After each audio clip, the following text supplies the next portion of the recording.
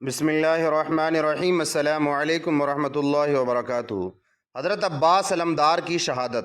سیدہ زینب کے دونوں بچوں کو دفن کرنے کے بعد حضرت امام حسین اور حضرت عباس واپس خیموں میں آئے تو پیاس کی شدت سے بچے بلک رہے تھے اور نبوت کا گھرانہ تڑپ رہا تھا۔ ایک دردناک منظر اور پرسوز سما تھا کہ حشر کی گرمی میں گنہگاروں کو حوض کوثر کے جام پلانے والے سید اپنے نانے کا کلمہ پڑھنے والی امت کے ہاتھوں پانی کی ایک ایک بوند کو ترس رہے ہیں، اور قیامت کے دن جنت کی نہر تسنیم سے آسیوں کی پیاس بجھانے والے آل رسول آج کربلا کے میدان میں نہر فرات کے کنارے پیاس سے تڑپ رہے ہیں۔ بی بی سکینہ حضرت عباس کے قدموں میں گر پڑی۔ حضرت عباس نے فرمایا، بیٹی سکینہ کیوں؟ عرض کی، چچا جان، میں نے سنا ہے کہ ہم حوض کوثر کے مالک ہیں، مگر یہ کیا ظلم ہے کہ آج ہمارے لیے نہر فرات کا پانی بھی بند ہے، اور چچا جان کیا ہم اسی طرح پیاس سے ایڑیاں رگڑ رگڑ کر مر جائیں گے؟ میں اب زیادہ دیر تک پیاس برداشت نہیں کر سکتی، ذرا دیکھو تو صحیح میرے حلق کو کیسے خشک ہو چکا ہے، خدا کے لیے کہیں سے 2 گھونٹ پانی لا دو۔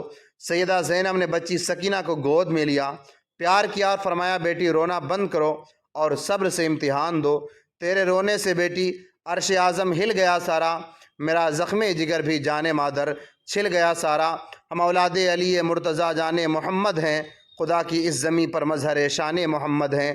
جناب عباس علمدار نے بی بی سکینہ کے سر پر ہاتھ پھیرا اور فرمایا، بیٹی گھبراؤ نہیں، میں ابھی پانی لاتا ہوں۔ حضرت عباس اٹھے، مشکیزہ ہاتھ میں پکڑا، سر پر خود پہنا، مشکیزہ کندھوں پر رکھا، اور گھوڑے کی زین پر سوار ہونے ہی والے تھے کہ حضرت امام حسین نے راہ روک لی۔ فرمایا، بھائی عباس کہاں جا رہے ہو؟ عرض کی، آقا اب بچوں کی حالت دیکھی نہیں جاتی اور سکینہ کی بے قراری برداشت نہیں ہو سکتی، نہر فرات پر پانی لینے جا رہا ہوں۔ مظلوم کربلا نے فرمایا، عباس مجھ پر رحم کرو، تم میری چھوٹی سی جماعت کے علمدار ہو، تمہارے بعد یہ علم کون اٹھائے گا؟ تمہارے ہوتے ہوئے مجھے کسی شے کا خوف نہیں ہے، اور تمہارا ہونا میرے لیے حوصلے کا باعث ہے، اس لیے اپنے بھائی پر ترس کھاؤ اور نہ جاؤ۔ دشمن نے نہر فرات پر پہرا لگا دیا ہے اور اب وہاں موت کے سوا کچھ نہیں ہے۔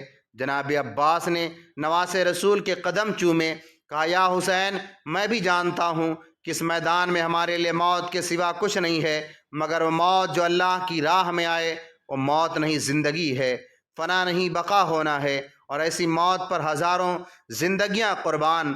آپ فکر نہ کریں، جب تک عباس کے جسم میں جان ہے حق و صداقت کے اس علم کو گرنے نہیں دوں گا، اور میرے مرنے کے بعد بھی اسلام کا یہ علم قیامت تک بلند ہی رہے گا۔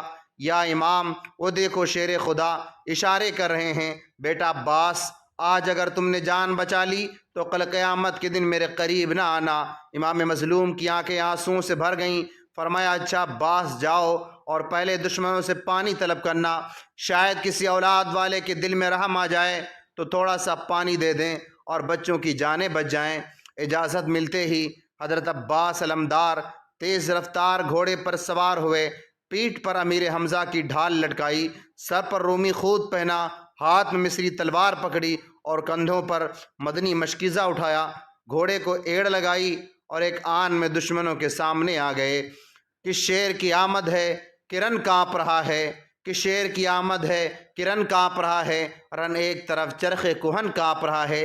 ہاشمی خاندان کے اس بہادر جوان کے گھوڑوں کی ٹاپوں سے کربلا کی زمین ہل گئی، تلوار کی چمک سے آنکھیں خیرہ ہوتی تھیں، نیزے کی جنبش سے دشمنوں کے دل کانپ رہے تھے، اور شمشیر حیدری کی آب و تاب سے لشکر یزید کے سینے دھڑک رہے تھے۔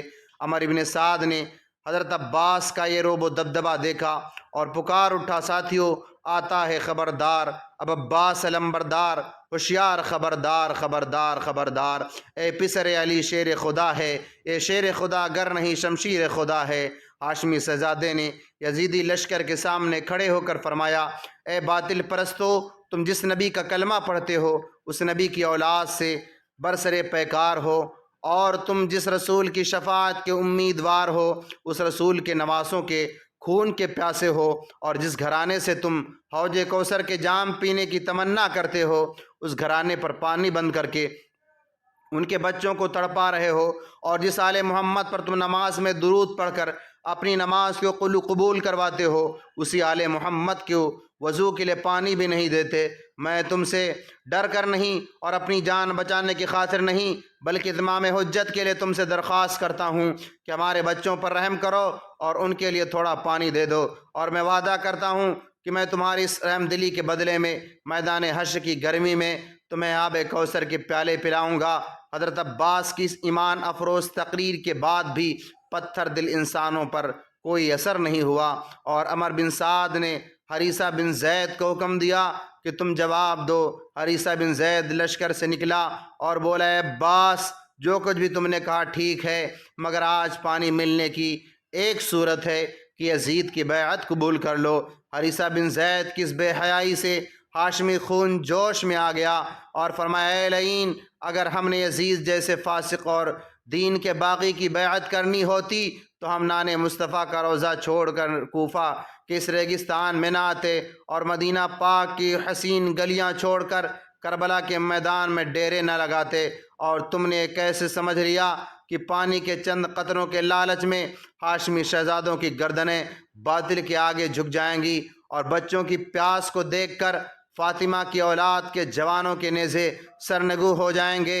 یاد رکھو، ہم اپنی گردن حق کی خاطر تو کٹوا سکتے ہیں لیکن باطل کے آگے جھکا نہیں سکتے، اور اپنی جانیں دین کی خاطر قربان تو کر سکتے ہیں مگر ایک بے دین کی بیعت نہیں کر سکتے۔ ظالمو، ہم تو اپنے خون سے دین کی شمع جلانے کے لیے آئے ہیں، اپنے لہو سے گلشن اسلام کی آبیاری کرنے کے لیے آئے ہیں، اور قرآن کے دشمنوں کو نیزوں پر چڑھ کر قرآن سنانے کے لیے آئے ہیں۔ جاؤ، پانی دو یا نہ دو، مگر ہم سے یزید کی بیعت کی امید نہ رکھو۔ بھائی عباس تمہارے لیے امان لے لیا ہے، ادھر آ جاؤ اور اپنی جان بچا لو، تمہیں پانی بھی مل سکتا ہے۔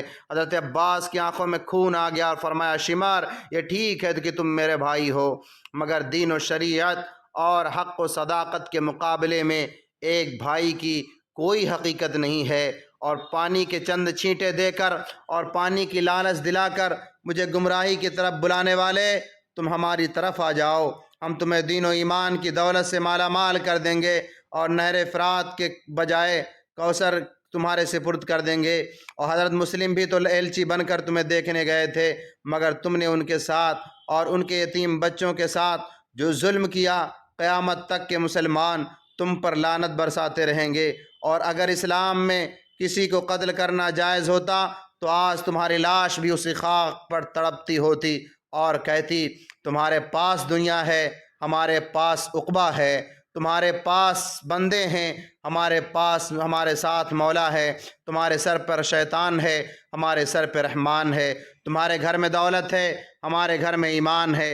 اتنا کہہ کر حضرت عباس نے اپنے نیزے کو جھٹکا دیا، اور اتمام حجت کے بعد حضرت عباس لمبردار نے اپنے تیز رفتار گھوڑے کو اشارہ کیا، وہ چاروں قدم اٹھایا اور ہوا ہو گیا، اور حضرت عباس دشمن کی صفوں کو چیرتے ہوئے اور ہر طرف قتل عام کرتے ہوئے فرات کے کنارے پہنچ گئے۔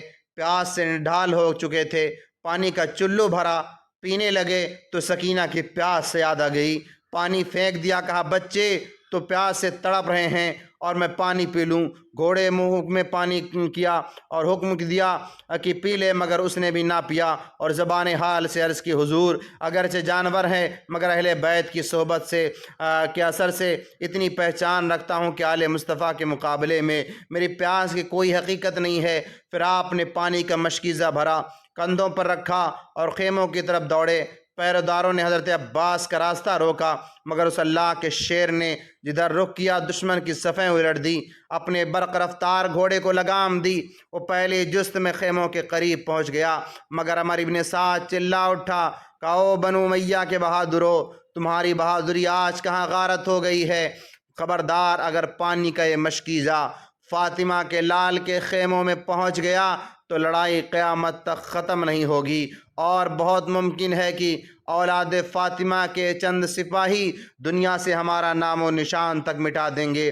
ہمت کرو اور آگے بڑھو، اور تم میں سے کون ہے جو عباس کو قتل کرے اور سونے اور چاندی کے خزانے سے مالا مال ہو جائے؟ عمر بن سعد کی لالچ دینے پر حریثہ بن زید اندھا ہو گیا اور اس نے گھوڑے کو ایڑ لگائی، حضرت عباس کا راستہ روک کر تلوار ماری، مگر تلوار اس ہاشمی جوان کی ڈھال سے ٹکرا کر دو ٹکڑے ہو گئی، اور حریثہ کا ہاتھ ہاشمی جوان کے ہاتھ میں تھا۔ آپ نے جھٹکا دیا، ہریسہ گھوڑے سے گرنے ہی والا تھا کہ پیچھے سے ایک ظالم نے برچھی کا وار کر دیا۔ ہاشمی سجادے نے پلٹ کر ایسی تلوار ماری کہ اس یزیدی کو کے بھی دو ٹکڑے ہو گئے۔ راستہ پھر صاف ہو گیا اور پھر للکارتے ہوئے خیموں کی اور دوڑے۔ حضرت امام حسین اپنے بھائی کا انداز جنگ دیکھ کر خیمے سے باہر کھڑے داد دے رہے تھے۔ سیدہ زینب پردے کے پیچھے کھڑی بھائی کے تلوار کی کاٹ کے نظارے کر رہی تھیں، اور بچی انتظار کر رہی تھی کہ چچا عباس ابھی پانی لے کر آتے ہیں۔ اور جب حضرت عباس دشمنوں کے نرغے سے نکل کر خیموں کو دوڑے تو سکینہ خوشی سے اچھل پڑی کہ وہ دیکھو میرے چاچا جان پانی کا مشکیزہ لے آئے۔ مگر بی بی سکینہ کی خوشی فوراً ہی ختم ہو گئی جب ایک شکی نے آگے بڑھ کر عباس علمبردار کو تلوار ماری، جس سے آپ کا دائیں بازو کٹ گیا۔ آپ نے مشکیزے کو بائیں ہاتھ میں تھاما اور نکلنے کی کوشش کی، مگر ایک اور ظالم نے وار کیا جس سے بائیں بازو بھی قلم ہو گیا۔ آپ نے مشکیزے کا تسمہ دانتوں میں پکڑ لیا اور دوڑے کہ کسی طرح پانی کا یہ مشکیزہ خیموں میں پہنچ جائے، مگر نوشتہ تقدیر اور منشاء الہی یہی تھا کہ حوض کوثر کے مالک آج پیاسے ہی شہید ہوں۔ عمر بن سعد نے آواز دی کہ ساتھیوں مشکیزے کو چھلنی کر دو۔ چنانچہ تیروں کی بارش ہونے لگی اور عمر بن سعد کی تیر اندازی سے مشکیزہ پھٹ گیا اور سارا پانی بہہ گیا۔ ادھر سید عباس اپنے بازو کٹوا چکے تھے، ادھر سیدہ زینب نے حضرت عباس پر تیروں کی بارش ہوتی دیکھی اور بازو قلم ہوتے دیکھے تو پکاریں، ہائے میرے بھیا عباس! ظالموں نے چاروں طرف سے ہاشمی شہزادے کو گھیر لیا اور تلواروں، تیروں اور نیزوں کی وار پر وار کرنے لگے۔ علی کا لال زخموں سے چور چور ہو کر گھوڑے کی زین سے گرا۔ آواز دیا، حسین مجھے سنبھالنا۔ امام عالی مقام دوڑ کر گئے، عباس کو جھولی میں اٹھایا۔ ابھی کچھ سانس باقی تھی۔ عباس کوئی بات کرو۔ عباس نے آنکھیں کھولی، انہوں نے کہا، یا سید بیٹی سکینہ سے کہہ دینا مجھے معاف کر دے، میں اس کا وعدہ پورا نہیں کر سکا۔ اور پھر امام پاک کی جھولی میں جان دے دی۔ انا للہ و انا الیہ راجعون۔ مظلوم کربلا نے میدان سے حضرت عباس علمدار کی لاش بھی اپنے کندھوں پر اٹھا کر خیموں میں لائے اور بچی سکینہ کے آگے رکھ دی اور فرمایا، بیٹی یہ ہے تمہارا سقہ جو تمہارے لیے پانی کا مشکیزہ لینے گیا تھا لیکن لا نہیں سکا، بیٹی اسے معاف کر دو۔ خیموں میں ایک حشر برپا ہو گیا اور عباس علمبردار کی موت نے امام عرش مقام کی کمر توڑ دی اور ان کی تمام امیدوں پر پانی پھر گیا۔ سلام ہو عباس پر۔ ہمارے چینل کو سبسکرائب کریں اور ہمارے ویڈیو کو لائک کریں، کمنٹ کریں، شیئر کریں۔ اللہ حافظ۔